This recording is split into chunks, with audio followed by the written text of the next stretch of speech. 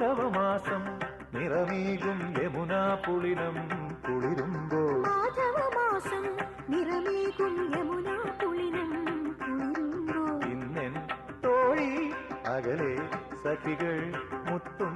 മലരും തേടുമ്പോൾ